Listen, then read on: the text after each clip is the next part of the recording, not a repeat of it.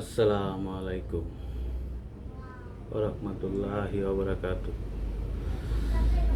কিছু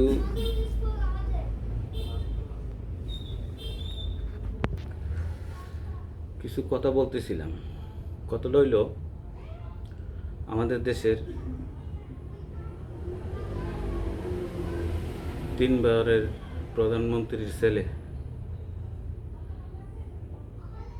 খালেদা জিয়ার ফুত তারেক জিয়া।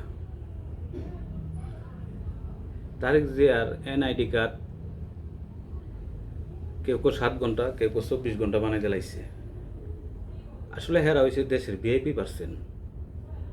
হেরার আইডি কার্ড যদি 24 ঘন্টা বানাই দেয়, বা হেরার ফ্যামিলির আইডি কার্ড 24 ঘন্টা বানাই দেয়, আমি মনে করি না যে ন্যূনতম আমাদের মতো সাধারণ পাবলিক যারা আছে এই জিনিসটা লইয়া বড় সমালোচনা করা, খারাপ কমেন্ট করা,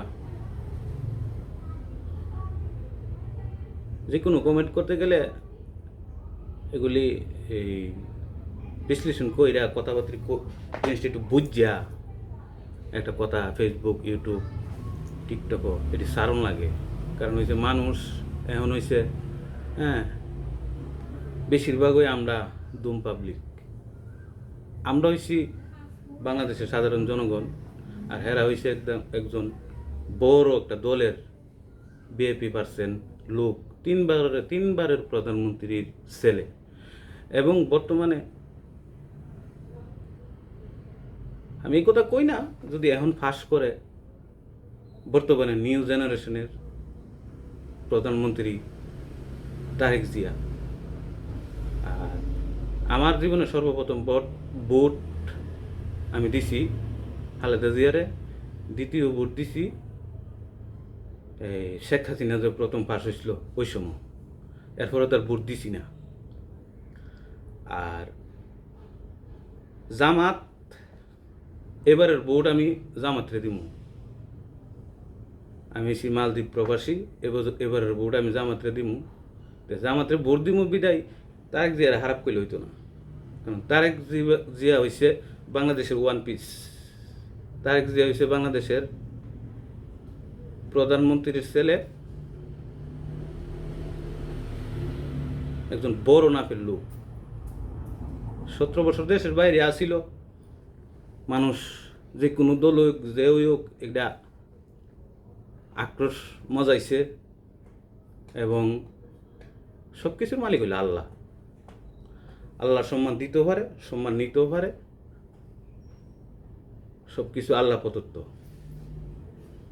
আমার কথা হইল, বাংলাদেশের জ্ঞানী গুণী কিছু হুজুর আছে, এবং সাধারণ দুম পাবলিকও আছে, এবং জ্ঞানী পাবলিকও আছে।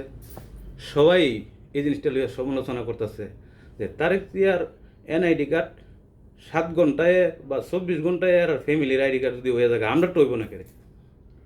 আমরা কমপক্ষে দেখা গেছে বাংলাদেশের মধ্যে 12 থেকে 15 কোটি ভোটার আছি, হয়তো 12 কোটি ভোটারের আইডি কার্ডটা সম্ভব না 24 ঘন্টা বানাই দেওয়ানের। এটা সিরিয়াল বাই সিরিয়াল ওই সিস্টেমে বানাই দিব। এরা একা আইসে 17 বছর পরে, এর বিআইপি পার্সেন লোক, এরা এটা বড় ইমার্জেন্সি কেরে আমরা ফাস্টফুড 24 ঘন্টা বানাইলেই না সময়ে, হয়তো কিছু টাকা খরচ। আর দুনিয়া এরকমই, এই কিছু পাইতে গেলে দিতেও।